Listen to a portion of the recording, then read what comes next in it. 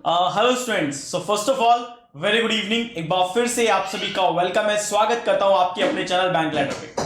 My dear student, इस समय आप सभी बच्चे अपने अपने एग्जाम्स को लेकर के काफी ज्यादा टेंशन में होंगे। Many of you are waiting कि सर कब वैकेंसी आएगी, कब हमें तैयारी करनी है। कई सारे ऐसे एस्पायरेंट्स होंगे जो एक एक साल से तैयारी कर रहे हैं, तो कुछ ऐसे भी होंगे जो फ्रेशर होंगे and they are just hope that कि यार एक वैकेंसी आएगी। They are preparing the exam, उन्होंने अभी से स्टार्ट भी कर दिया है, पर उन्हें अभी भी ये कहीं ना कहीं नेगेटिविटी मिलती है कि यार बैंक का मर्जर होगा तो क्या होगा, वैकेंसी नहीं आएगी तो क्या होगा। There are lots of hurdle जो उनके दिमाग में आ रहा है। लेकिन इन सबके बीच में ना एक चीज जो आपको मोटिवेट करेगी वो ये कि वैकेंसी तो आएगी, कम आएगी पर आएगी, और आएगी तो हमें तैयारी करनी है ताकि उस एक वैकेंसी को हम निकाल सके। आज मैं आपको एक ऐसा तरीका बता रहा हूं स्टूडेंट, चाहे कोई भी स्टूडेंट हो, अगर वो इस तरीके को फॉलो कर लेता है तो वो दुनिया का हर एग्जाम निकाल सकता है। हर एग्जाम, ये ऐसी स्ट्रैटेजी नहीं बताऊंगा जो केवल बैंक एग्जाम को ही निकालेगी। ये एक ऐसी स्ट्रैटेजी भी होगी कि आप किसी भी एग्जाम को अगर आप देते हैं तो आपका हर एग्जाम निकल सकता है। लेकिन आपको इस स्ट्रैटेजी को फॉलो करना होगा, समझना होगा उन पॉइंट्स को जो आज मैं आपको बताने वाला हूं। लेकिन इन सबके बीच के लिए सबसे ज्यादा इंपॉर्टेंट है आपका इस वीडियो को पूरा सुनना, क्योंकि जब तक आप इस वीडियो को पूरा नहीं सुनेंगे हो सकता है कि आप कुछ ऐसे पॉइंट मिस कर जाएं। तो ध्यान रखिएगा, लास्ट तक आप इस वीडियो को सुनिएगा और आप जो पॉइंट्स मैं आपको बता रहा हूं उन पॉइंट्स को फॉलो करिएगा सीरियसली। ये मेरा वादा है आपसे, अगर आपने इन पॉइंट्स को जो आज मैं आपको बताने वाला हूं, जो जनरल टिप्स मैं आपको देने वाला हूं और इन बातों को मैं कैसे समझा रहा हूं, अगर ये दोनों बातें आपको समझ में आ रही है ना तो आप हर एग्जाम निकाल सकते हैं, हर एग्जाम निकाल सकते हैं। विश्वास करिएगा, SBI clerical, SBI PO, RBI grade B, चाहे आपका आईबीपीएस पीओ, आरआरबी हो, आईबीपीएस क्लरिकल हो, कोई की एज निकल गई है क्लरिकल की, वो पीओ देना चाहता है, वो फॉलो करिएगा। कोई फ्रेशर है वो फॉलो करेगा, जो एक्सपीरियंस है 1-2 साल हो गए पर एग्जाम नहीं निकल रहा है, प्री के बाद ही बंदा आगे नहीं बढ़ रहा या प्री ही नहीं निकल रहा है, फॉलो करिएगा और दिल और दिमाग से फॉलो करिएगा। तो आज मैं आपको कुछ ऐसे पॉइंट्स बता रहा हूं। देखिए स्टूडेंट, अगर सपोज करो ये मैंने नाम रखा है यहां पे एसबीआई क्लरिकल, ठीक है, क्योंकि अभी हमारे को सबसे ज्यादा होप इसी एग्जाम की है, इसीलिए मैंने यहां पे नाम रखा एसबीआई क्लरिकल। लेकिन ध्यान रखना, ये स्ट्रेटेजी मैंने आपको जैसा कि अभी बोला कि एसबीआई पीओ में भी काम करेगी। अगर आप एसबीआई पीओ का पेपर देने जा रहे हैं, ठीक है, तो ये वहां भी काम करेगी। तो चलिए लेता हूं, मैं आपका ज्यादा समय नहीं लूंगा और हर पॉइंट को सबसे पहले ध्यान से सुनिएगा और जो ऑर्डर मैं दे रहा हूं उस ऑर्डर को सुनिए। स्टूडेंट्स, अगर आप किसी भी एग्जाम को दे रहे हो तो सबसे पहली चीज आपको उसका सिलेबस पता होना चाहिए। व्हाट आर द सिलेबस, क्या सिलेबस है। मैथ्स आता है, रीजनिंग आता है, इंग्लिश आता है, जीए आता है, करंट अफेयर आता है, तो हमें सबसे पहले वो हमें सिलेबस पता होना चाहिए। लेकिन ऐसा नहीं है कि सारी कहानी केवल सिलेबस कह देगी, क्योंकि कभी भी आप सिलेबस खोलोगे ना तो गिने चुने 7, 8 या 10 या 15, 20 टॉपिक के नाम होते हैं, लेकिन चीजें उसके अंदर कितनी डेप्थ होती है ये नहीं पता होता। तो आपको सिलेबस को तो देखना ही पड़ेगा, लेकिन उसकी डेप्थ समझनी पड़ेगी, क्योंकि आजकल के पैटर्न को देखते हुए, जो आपका पेपर का पैटर्न कह रहा है, उस पैटर्न को देखते हुए चीजों में सबसे ज्यादा डेप्थ आ रही है। आपको डेप्थ पता होनी चाहिए। अगर रीजनिंग है तो रीजनिंग में कितनी डेप्थ हो सकती है वो आपको समझनी पड़ेगी। क्यों? क्योंकि दोस्त, इस बार एग्जाम क्रैक करना केवल प्री नहीं है, इस बार क्रैक करना है हमें मेंस भी, जिसके लिए हमें सबसे ज्यादा फोकस होके आज से ही तैयारी करनी पड़ेगी। तो सबसे पहली चीज, आपने जो सिलेबस को देखा है उस सिलेबस को देखने का नजरिया बदलिए अपना। उसके पेपर के पैटर्न को देखिए, उसके प्रीवियस ईयर क्वेश्चन को देखिए, उसके पीवाईक्यू को देखिए।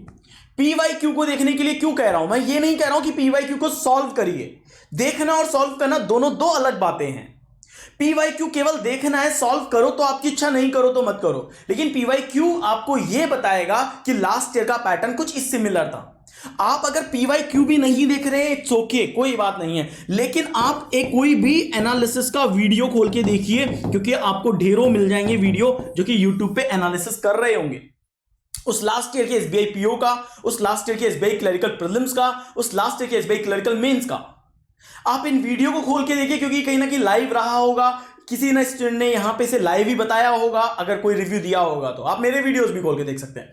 तो एनालिसिस वीडियो खोलिए यूट्यूब पे या फिर पीवाईक्यू देखिए, इससे आपको यह पता लगेगा कि लास्ट ईयर क्या पैटर्न आया था पेपर का, किस तरह के क्वेश्चंस पूछे गए थे और कितनी डेप्थ में पूछे गए थे, किस पैटर्न पे आए थे। पहली चीज तो आपको यह फॉलो करना है। अब चाहे आप एसबीआई की तैयारी कर रहे हो तो भी वन गो में निकाल दोगे, क्योंकि आपको पता तो लग ही गया ना कि यार मुझे तो यहां से स्टार्ट करना है।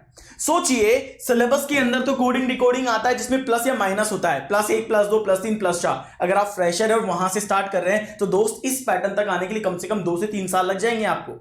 क्यों? क्योंकि वहां से उठोगे उठोगे उठोगे उठोगे नहीं, हमें बेसिकली जो पूरा बेसिक खत्म करना है वो 3 महीने में खत्म करना है। और 3 महीने में बेसिक खत्म करने के लिए we need to go with the advance level faculty. हमें उन फैकल्टी के पास जाना होगा, they are teaching level of the question, वो समझा रहे होंगे, वो बता रहे होंगे, वो आपको बेसिक से बता रहे होंगे।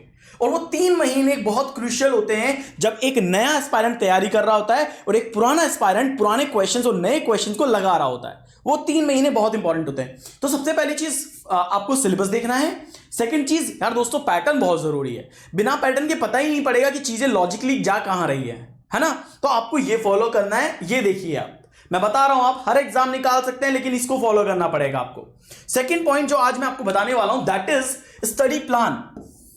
मोस्ट ऑफ द केसेस में ना ये होता है कि सर मैं कोई भी स्टडी प्लान बनाता हूं, मैं कोई भी टीटी बनाता हूं, टाइम टेबल बनाता हूं, लेकिन मैं उसे फॉलो नहीं कर पाता। मैं ज्यादा से ज्यादा 1 दिन या 2 दिन या 3 दिन उसको यूज कर पाता हूं, लेकिन चौथे दिन मैं फिर से अपनी ही लेवल पे जाने लग जाता हूं। तो दोस्त इसी को बोलते हैं डिसिप्लिन, जो आपने पढ़ा हो। ठीक है, अगर आपने अपना डिसिप्लिन ही सही से मेंटेन नहीं कर रखा है, आप अगर अपने टाइम टेबल को ही फॉलो नहीं कर रहे हैं, तो आप इंस्टेंटली पढ़ाई करना स्टार्ट करें। आपका डेली का टारगेट होना चाहिए। आप टाइम टेबल से मत पढ़िए फिर, ठीक है, आप डेली का टारगेट बनाइए। Is that clear? कैसे टारगेट बनाना है वो बता देता हूं।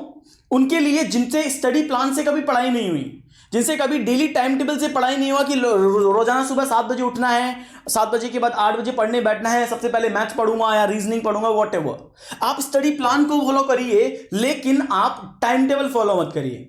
स्टडी प्लान में आपके पास डेली का एक टारगेट होगा, एक आपके पास गोल होना चाहिए। एक गोल का मतलब क्या? सपोज करिए मेरा डे 1 है, ठीक है, मेरा डे 1 है और मुझे आज लगाना है मेंस का एक पजल लगाना है। अब आपने इसके लिए कोई टाइम डिसाइड नहीं करा, मेरे कोई टाइम डिसाइड नहीं है कि मैं सुबह करूंगा कि दोपहर में करूंगा कि शाम को करूंगा, लेकिन उस 24 घंटे के अंतराल में ना मेरा ये जो गोल है ना, ये जो मेरा टारगेट था, जो स्टडी प्लान में था, वो पूरा होना चाहिए। वो चाहे किसी भी टाइम पे पूरा करो, लेकिन वो फुल डेडिकेशन के साथ होना चाहिए।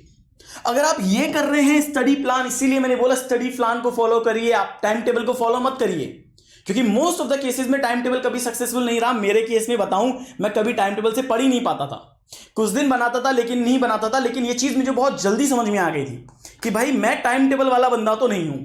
सो मुझे क्या करना पड़ेगा? I need to make a study plan कि मुझे कोर्स खत्म करना है, ये सारी वैरायटी खत्म करनी है, इन सभी क्वेश्चंस को खत्म करना है। मैंने बस वो चीज समझ ली थी और मैंने फिर अपना स्टडी प्लान बनाया कि आज अगर मुझे CISI करना है तो CISI करना है। आज अगर मुझे सिलॉक्स की 5 वैरायटी के 25 क्वेश्चन करने हैं, 25 क्वेश्चन करने हैं। ये स्टडी प्लान आप बनाइए, इसको फोकस करिए। मैं बता रहा हूं, चाहे इस स्टडी प्लान को आप 10th के एग्जाम दे रहे हो, 12th का एग्जाम दे रहे हो, कैट का एग्जाम दे रहे हो, चाहे NTPC का एग्जाम दे रहे हो, चाहे SSC का एग्जाम दे रहे हो, दुनिया का कोई भी एग्जाम हो उसका स्टडी प्लान होता है।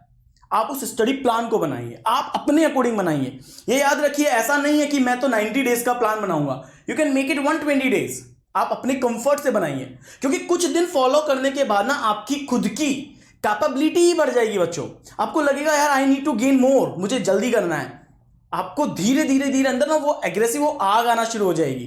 तो ये बनाइए, है ना, एक प्रॉपर तरीके से बनाइए और अपने कंफर्ट से बनाइए। किसी से पूछ के मत बनाना कि यार मेरा स्टडी प्लान कैसा होना चाहिए। आप देखो, सिलेबस आपको पता ही लग गया, PYQ आपने देख ही लिया, पिछला पैटर्न का एनालिसिस आपने कर ही लिया। अब आप देखिए स्टडी प्लान कैसा होना चाहिए। ज्यादा से ज्यादा दिक्कत हो, एक मेंटोर सेलेक्ट करिए जो आपको बेस्ट तरीके से गाइड कर सकता है। आप उन्हें फॉलो करिए, उनसे पूछते रहिए। हो सकता है वो मेंटोर बहुत बिजी हो, लेकिन आपको टाइम निकालना पड़ेगा, आपको बार बार पिन करना पड़ेगा। टाइम तो निकलेगा यार, है कि नहीं? तो ये करिए आप, इससे आपको बहुत फायदा होगा। ये मेरा वादा है आपसे, क्योंकि ये कर चुका हूं मैं, और वही चीज कहूंगा जो मैंने एक्सपीरियंस की है, जो मैंने खुद ने अपने ऊपर इंप्लीमेंट करी है, पॉजिटिव इफेक्ट देखे हैं, वही मैं आपको बता रहा हूं। इसके बाद आपको मॉक पेपर की ट्राई करनी है रेगुलरली और उसका एनालिसिस भी करना है। भाई बहुत सारे बच्चे ना केवल मॉक पेपर देते हैं, उसकी प्रैक्टिस करते हैं और कुछ ही उसका एनालिसिस करते हैं, बाकी लोग नहीं करते। लेकिन कुछ क्या करते हैं कि वो मॉक टेस्ट ही रेगुलर नहीं देते। वो मॉक का एक पैटर्न होता है यार, आप उस पैटर्न को फॉलो नहीं कर रहे हैं। आप एक बार बताइए, ठीक है, एक क्वेश्चन आपसे करता हूं। मान लीजिए 1 2 3 4 5 से लेकर 10 तक किसी भी कंपनी ने, किसी भी ऑर्गेनाइजेशन ने, किसी भी एडटेक कंपनी ने अपने मॉक पेपर निकालने शुरू करे। ठीक है, मॉक पेपर 1 उन्होंने एक डेट डिसाइड करी कि लाइक ठीक है 6 अप्रैल को उनका पहला मॉक आएगा। इसके बाद उन्होंने सेकंड मॉक की डेट रखी है, वो रखी है 10 अप्रैल। ठीक है, इसके बाद उन्होंने रखा है 14 अप्रैल, उसके बाद उन्होंने रखा है 18 अप्रैल, देन 22 और देन 26। इस तरीके से रखा है। क्यों भाई? उन्होंने भी तो एक पैटर्न रखा है ना। अब एक बात बताओ, उन्होंने मॉक पेपर का एक पैटर्न रखा है, वो हर तीसरे दिन में एक मॉक दे रहे हैं, हर दूसरे दिन में दे रहे हैं। क्या अज्यूम करके दे रहे हैं वो कि जो भी स्टूडेंट, जो भी उनके अटैक में आया है, जो भी बच्चा उन पर ट्रस्ट कर रहा है, वो इस पैटर्न को फॉलो करेगा। वो पहला मॉक लगाएगा, पूरे क्वेश्चन करेगा, सॉल्यूशन चेक करेगा, एनालिसिस करेगा, अपना ग्रोथ चैट को, अपने ट्रैक रिकॉर्ड को चेक करेगा कि वो कितना पढ़ रहा है, वो कितना गेन कर रहा है, वो कितना स्किप कर रहा है, राइट। और उसके बाद वो अगले मॉक में जब 10 अप्रैल को आएगा तो वो अच्छा परफॉर्म करेगा। उसको पता लगेगा कि प्रीवियसली ऐसे ऐसे क्वेश्चन आए थे, उसने यहां पे स्किप किया, उसको आगे बढ़ना है। That's it. ये आपको क्या करना पड़ेगा? आपको रेगुलरली देना पड़ेगा। प्री के केस में आप क्या कर सकते हो यार, अभी के केस में आप 2 लगाइए। अभी के केस में जब एग्जाम आपके नियर हो, जब आपके एग्जाम लग रहा है 1 महीने बाद एग्जाम है, 1.5 महीने बाद एग्जाम है, तब आप 3 लगाइए एक वीक में, या 4 लगाइए एक वीक में। मेंस को आप अभी से प्रिपेयर कर रहे हैं तो आप ये याद रखो वीक में 2 ही लगाने हैं, अभी भी लगाओ। एग्जाम जब बहुत क्लोज होगा तो 3 लगाएंगे। प्री को आप ज्यादा बढ़ा सकते हैं क्योंकि प्री 1 घंटे का होता है। प्री के क्वेश्चंस का लेंथी बहुत ज्यादा नहीं होता, टफ बहुत ज्यादा नहीं होते हैं। तो आपको क्या करना है, एक मॉक पेपर का प्रॉपर तरीके से एनालिसिस करिए, उसको सही तरीके से लगाइए, लेकिन उसके पैटर्न को फॉलो करिए। ऐसा नहीं है कि आज मैंने लगा लिया है, अब मैं 1 हफ्ते बाद दूसरा लगाऊंगा। अब देखो, आपके पैटर्न में गैप आया ना, तो आपकी पढ़ाई में गैप आएगा, फिर आपकी नॉलेज में भी गैप आएगा, और अगर ये गैप आता रहा तो आपकी सक्सेस में भी गैप आएगा। तो ये गैप मत आने दीजिए, क्योंकि ये गैप है वो आपको सक्सेस के डोर तक लेके जाएगा।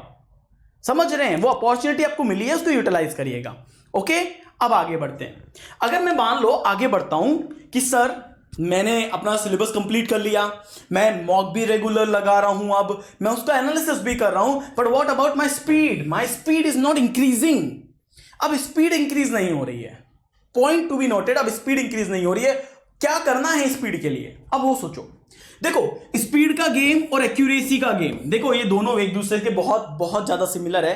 क्यों? क्योंकि स्पीड है, एक्यूरेसी नहीं है, बेकार है। एक्यूरेसी स्पीड नहीं है तो भी बेकार है। क्या करना है मुझे? अगर मेरे को स्पीड भी डेवलप करनी है, एक्यूरेसी भी डेवलप करनी है। देखो, प्री के केस में ना, प्री के केस में और मेंस के केस में, ये सभी बच्चों के लिए है। प्री के केस में भी और मेंस के केस में भी। प्री के केस में आपकी स्पीड और आपकी एक्यूरेसी दोनों मैटर करती है। ठीक है, ये दोनों की दोनों मैटर करती ही करती है। स्पीड है, एक्यूरेसी नहीं है, एक्यूरेसी है, स्पीड नहीं है, बेकार है सब कुछ। तो आपको अपनी एक्यूरेसी के लिए और अपनी स्पीड के लिए क्या करना पड़ेगा? आपको अपने वो एरिया सेलेक्ट करने पड़ेंगे दोस्तों, जिस एरिया में आप सबसे ज्यादा वीक हैं। देखो, आप ये बात मानते हो प्री का पूरा 35 का पेपर होता है, आपके 20 या 25 मार्क्स आ रहे हैं, 22 मार्क्स आ रहे हैं, 15-16 मार्क्स आ रहे हैं। 15-16 आ रहे हैं, इसका मतलब है उस पैटर्न के क्वेश्चंस तो आप कर रहे हो तभी आ रहे हैं, और जो आप छोड़ रहे हो, स्किप हो रहा है, गलत हो रहा है, वो आपसे नहीं आ रहे हैं। आपकी स्पीड तभी इंक्रीज होगी जब आप अपने उन वीक एरियाज के ऊपर काम करेंगे। ओनली आपने 1 महीने की तैयारी करी, 1.25 महीने की तैयारी करी, लेकिन अगर आपने वीक एरियाज पे फोकस नहीं किया ना, तो ये स्पीड ऐसी रहेगी, या एक्यूरेसी भी ऐसी ही रहेगी। ठीक है, तो आपको अपने वीक एरियाज को समझना है, जिसमें मैं कहूं अगर रीजनिंग में पजल और सिटिंग अरेंजमेंट सब मेरा वीक एरियाज है, मैं डेली कर रहा हूं लेकिन दिक्कत आ रही है। इसका मतलब है कि आप डेली कर रहे हो लेजी वे में, आप डेली कर तो रहे हो लेकिन आप उसकी पैटर्न को फॉलो नहीं कर रहे हो, समझ नहीं रहे हो, दिमाग में नहीं डाल रहे हो, कहीं ना कहीं तो कुछ ऐसा गैप डाल रहे हो जिसकी वजह से वो पैटर्न नहीं कवर हो रहा है आपका। तो आपको वो करना पड़ेगा और आपको रेगुलर करना पड़ेगा। आपके अंदर से एक जील आनी चाहिए, आग आनी चाहिए, मुझे करना है, 2 मिनट में मुझे पजल करना है, 3 मिनट में करना है, फटाफट करने की ट्राई तो करिए। Make it fast yourself. अरे यार, अगर कोई आपका पर्स लेके भाग रहा है तो आप नहीं भागोगे उसके पीछे, आपसे जितनी ताकत लग सकती है आप उतना पीछे भागोगे अपने पर्स को वापस गेन करने के लिए, राइट? तो वही चीज सोचिए ना कि कोई और आपका एग्जाम के अंदर सिलेक्शन ले लेगा, आपका रह जाएगा। तो ये वहां से आएगा। और एक्यूरेसी का खेल ऐसा है दोस्त, अगर आप 70 अटेम्प्ट कर रहे हो लेकिन अगर आपके 40 सही हैं और 30 गलत हैं, आप कभी एग्जाम क्रैक नहीं कर पाओगे। कोशिश करो कि अगर आप 70 कर रहे हो तो आपके 3 ही गलत हो, लेकिन कम से कम आपके 67 सही होनी चाहिए। ये एक्यूरेसी लेके आनी पड़ेगी आपको, ये एक्यूरेसी आनी ही पड़ेगी। पर ये याद रखना, आपको कोशिश ये करनी है कि 70 कर रहे हो तो आपके चाहे 67 ही अटेम्प्ट हो रहे हो, आप 3 क्वेश्चन को स्किप कर दो, चाहे तो अटेम्प्ट मत करो। इन दोनों में बस ये डिफरेंस है। अगर एक बच्चे के ये मार्क्स है और 70 पे कट ऑफ, मान लो इस नंबर पे सिलेक्शन हो रहा है, एक बंदे का ये है, तो भाई इस नंबर पे सिलेक्शन उसका नहीं होगा, लेकिन इस नंबर पे सिलेक्शन उसका हो जाएगा अगर ये कट ऑफ गया तो। क्यों? क्योंकि उसने ये स्किप किया, और स्किप का कभी नेगेटिव नहीं होता, लेकिन गलत का नेगेटिव होता है, 0.25 कट जाएगा। ये याद रखना, अप्रोक्सीमेटली इसमें मार्क्स कट जाएंगे आपके। तो फोकस रखो कि जितने कर रहे हो, 70 में से 67 कर रहे हो तो सारे के सारे सही हो। स्टार्टिंग से ये एक्यूरेसी रखिएगा, ठीक है? ये याद रखना। अगर ये चीज आपको समझ में आ रही है ना, आप अपनी स्पीड पे भी काम कर लोगे, अपनी एक्यूरेसी पे भी काम कर लोगे। इसके बाद नेक्स्ट पॉइंट क्या आता है कि बहुत सारे बच्चे ये गलती करते हैं। एक तो ये गलती करते हैं कि रिवाइज नहीं करते कॉन्सेप्ट को, दूसरी चीज ये करते हैं कि वो अपने मॉक पेपर को भी रिवाइज नहीं करते हैं। वो ये कहते हैं सर मेरे पास 10 मॉक थे, मैंने 10 ही 10 लगा लिए, अब मैं क्या करूं, अब मेरे पास मॉक खत्म हो गए, मुझे दूसरे की परचेज करने पड़ेंगे। क्यों कर रहे हो? आप वापस से मॉक 1 पे जाएंगे, आपके लिए मॉक बिल्कुल नया सा लगेगा आपको। आप उसको एक बार री अटेम्प्ट मोड पे लगाओ। आपका हर मॉक आपका ट्वाइस होना चाहिए, ये याद रखिए, हर मॉक आपका ट्वाइस होना चाहिए। क्योंकि अगर आपका हर मॉक ट्वाइस होगा तो पैटर्न कुछ ना कुछ हद तक याद होगा। और मैं जितना जानता हूं, प्री के अंदर कोई भी एडटेक कंपनी होती है अप्रोक्सीमेटली आपको 20 मॉक देती है, और मेंस के वो आपको 10 मॉक्स देती है। आप इसको रिपीट मारिए, रिपीट तो करिए, इनको रिवाइज मोड पे लगाइए। जब तक आप इनको रिवाइज मोड पे नहीं लगाओगे, उस क्वेश्चन का पैटर्न एग्जैक्टली आपके दिमाग में पूरी तरीके से सेट नहीं होगा। लेकिन जैसे ही एक बार खत्म करेंगे 1 से लेके 20 तक, फिर वापस 1 पे आएंगे, वो अब तक नया हो चुका होगा, क्योंकि वो 1 आपने 1-1.5 महीने पहले लगाया था।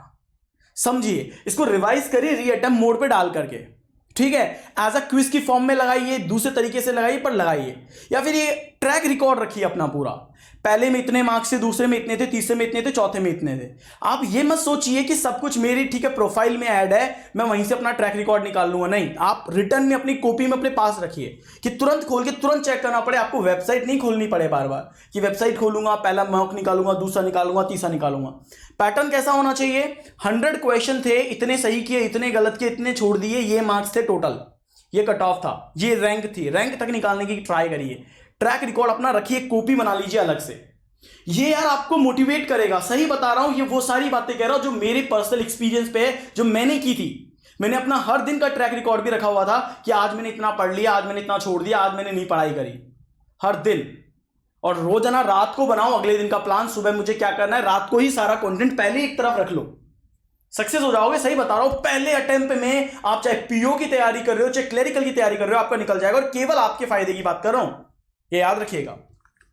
फिर अगर हम बात करते हैं प्रैक्टिस सेक्शनल टेस्ट, देखो आगे ना हम फिर से कि यार हमारा स्पीड नहीं बढ़ रहा है, हमारा उस पर्टिकुलर पॉइंट से ज्यादा क्वेश्चन अटेम्प्ट नहीं हो रहे हैं, हमारा रीजनिंग बहुत ज्यादा वीक है, हमारा पजल्स नहीं हो रहा है। आप अपने सेक्शनल टेस्ट पे आ जाइए। अब भाई आपने मॉक लगाया, फुल मॉक में आपका एक सब्जेक्ट वीक निकला, इंग्लिश निकला, मैथ्स निकला है, व्हाटएवर रीजनिंग निकला, आप उस सेक्शनल पे आ जाइए। उसके keep try on sectional test, या फिर क्विजेस मारिए, उससे ज्यादा से ज्यादा क्विजेस मारिए। मैं गारंटी से कहता हूं, जितने भी टेलीग्राम क्विजेस मैंने करवाए हैं बच्चों को मेरे टेलीग्राम पे, उनमें है ना उनकी डे बाय डे परफॉर्मेंस बढ़ा है, कभी घटा नहीं। लेकिन पहले दिन उनका नेगेटिव था, दूसरे दिन बढ़ गया।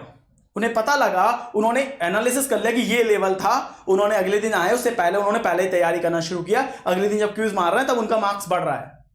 दे are saying sir we are feeling confident. वो मेरी स्पेशल क्लासेस में मुझे यूट्यूब पे फॉलो कर रहे हैं, डेली 5 बजे रेगुलर फॉलो कर रहे हैं, इसी वजह से उनके मार्क्स बढ़ रहे हैं। जिसकी मैं बात कर रहा हूं ना कि आपकी स्पीड है, आपकी एक्यूरेसी है, उसका ट्रैक रिकॉर्ड रखिए भाई, ट्रैक रिकॉर्ड। यार एक बात बताओ, कोई भी कंपनी किसी एम्प्लॉय को सैलरी देती है तो ट्रैक रिकॉर्ड रखती है, इसको कितनी सैलरी दी है, इसके वर्किंग डेज कितने थे, ताकि कभी भी दिक्कत नहीं हो, ताकि कभी भी दिक्कत नहीं हो। इसीलिए ट्रैक रिकॉर्ड रखना बहुत जरूरी है। ये ट्रैक रिकॉर्ड ना आपको एक लर्निंग देगा अलग लेवल की, कि आप कितने मैनेजमेंट के साथ में हैं, अपना काम कर रहे हैं। आपकी डिसीजन मेकिंग कैपेबिलिटी कब आएगी? जब आपके पास डेटा होगा। यार आपका ट्रैक रिकॉर्ड, आपका डेटा होगा, वो आपके डेटा के बारे में बताएगा, आपको समझाएगा कि यार तुम्हारा पैटर्न ये है, तुम्हारा लेवल ये है, और तुम्हें और लेवल पे जाना है तो तुम्हें इतनी मेहनत करनी है, ये तुम्हारा ट्रैक रिकॉर्ड बताएगा। और जब वो तुम्हारी कॉपी में तुम्हारे सामने होगा ना, वो तुम्हें ज्यादा मोटिवेट करेगा। तो ये जरूर रखिए, ये नहीं रखोगे तो दिक्कत आएगी। अब देखिए मैं आपको कुछ चीजें बताता हूं। अगर बहुत सारे बच्चे हैं जो मुझसे हमेशा कहते हैं सर मेरा बहुत अच्छा नहीं है, मुझे बेसिक से पढ़ना है, मैं क्या करूं, कैसे तैयारी करूं। लेट मी एक्सप्लेन यू कि आप क्या कर सकते हैं। देखिए आप मेरे को अनअकैडमी पे फॉलो कर सकते हैं अगर आपने मुझे अब तक अनअकैडमी फॉलो नहीं किया है तो, ठीक है। कैसे कर सकते हैं और मेरे कोर्सेज को आप कैसे सब्सक्राइब भी कर सकते हैं, मैं प्रॉपर तरीके से आपको पूरी चीज बताता हूं, पूरी चीज समझाता हूं। सपोज करिए यहां पे जैसे कि मैंने लॉग इन किया, सपोज करो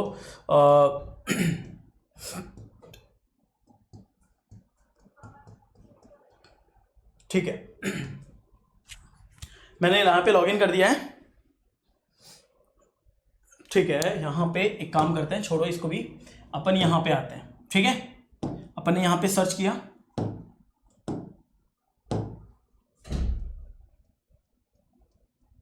ठीक है। यहां पे आते हैं अपन और यहां पे आपने सर्च किया, राइट। सर्च करने के बाद आप सीधे गए, आपने सपोज करो यहां पे फॉलो है, आपने यहाँ पे फॉलो का बटन दबा दिया, ये कहेगा लॉगिन के थ्रू आप लॉगिन कर दीजिएगा।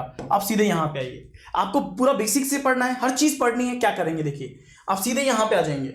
यहां पे आने के बाद आपको मेरा एक बैच मिलेगा, दैट इज कॉल्ड कामयाबी एसबीआई पीओ, ठीक है। आप एसबीआई पीओ के इस बैच पे आएंगे। इसके 2 पार्ट बने, ध्यान रखना, पार्ट 1 एंड पार्ट 2, ठीक है।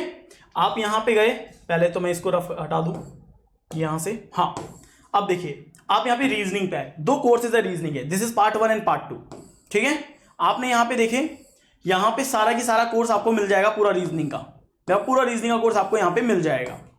आगे बताता हूँ आपको, देखिएगा मेरे और कोर्सेज के बारे में बता देता हूँ आपको मैं, कि आप ऐसा नहीं कि केवल आप एक ही कोर्स ले पाएंगे, आप इससे ज्यादा कोर्स ले पाएंगे, ज्यादा कोर्स पढ़ पाएंगे, ठीक है। देखिएगा, देखिए यहां देखिए, जैसे आया complete course on reasoning for SBI PO 2021। अब एक ऐसा कोर्स डेवलप किया मैंने जिसमें मैंने मैक्सिमम इंफॉर्मेशन आपको देने की कोशिश करी, एंड दिस इज व्हाट, ये रहा, ये पूरा कोर्स है। इंट्रोडक्शन, सिलॉग्स, basic, advance, doubt, then inequality, basic, advance, सारी चीजें, फिर इसका एडवांस लेवल, और इस तरीके से मैंने इसकी सारी की सारी चीजें तैयार करी है। आप सबसे पहले तो क्या करें, अगर आप अनअकैडमी प्लस पे है ना दोस्त, तो आप इस कोर्स को एनरोल कर लीजिए, और अगर आपको सब्सक्राइब नहीं किया है तो आप यहां पे जाके सब्सक्राइब करिए इस कोर्स को। ये course one of the best course है। इसके अलावा भी आपको मेरे कई सारे लाइव कोर्सेज मिलेंगे। जब आप यहां पे आएंगे तो 1 महीने, 3 महीने, 6 महीने या 12 महीने, आपको कुछ नहीं करना है, आप सीधे सीधे 12 महीने पे क्लिक करेंगे। ये आपसे बोलेगा do you have a referral code, तो रेफरल कोड में आप डाल देना सचिन 10। ध्यान रखिएगा ये कोड आपको अप्लाई करना है, दैट इज सचिन 10, क्योंकि आप मेरे बैच में अप्लाई कर रहे हैं, तो you can go with it. आप जैसे ही आएंगे, देखो आपकी फी अपने आप कम हो गई। आपकी जो फी थी अभी 12 महीने की, अब वो 12 महीने की फी कितनी हो गई, 5,850 हो गई है, राइट। और 5,850 पे, यानी अभी पहले क्या थी, ये 6,500 आसपास थी, अब ये 5,850 हो गई। और उसके बाद आप क्या कर सकते हैं, सीधे प्रोसीड टू पे पे जा सकते हैं। प्रोसीड टू पे पे जाएंगे तो आपको एक और बेनिफिट अगर यहाँ पे चाहिए तो वो कैसे मिल सकता है, वो देखिए, जैसे यहाँ पे आया ना, यू गेट 10% ऑफ। इसके अलावा एक और बेनिफिट आपको मिलेगा यहाँ पे कॉइन का। अगर आपने अनअकैडमी पे मेरी फ्री क्लासेस देखी हैं तो आपको यहाँ पे कॉइन मिलेंगे, वो कॉइन से भी आप और पैसे भी कम कर सकते हैं।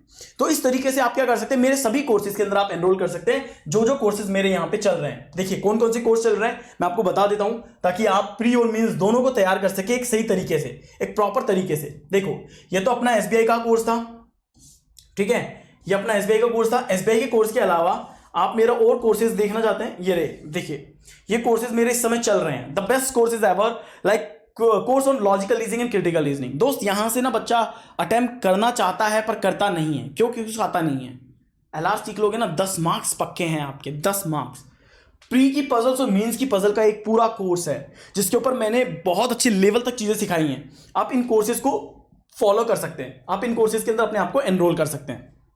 तो ये चीजें करने के लिए आपको क्या करना पड़ेगा, देखिए पूरा प्रोसेस मैं आपको बता देता हूं कि ये बैचेस चल रहे हैं, दीज आर द 2 बैचेस, इनके बारे में मैंने अभी आपको बताया, ये वही बैचेस हैं, ठीक है।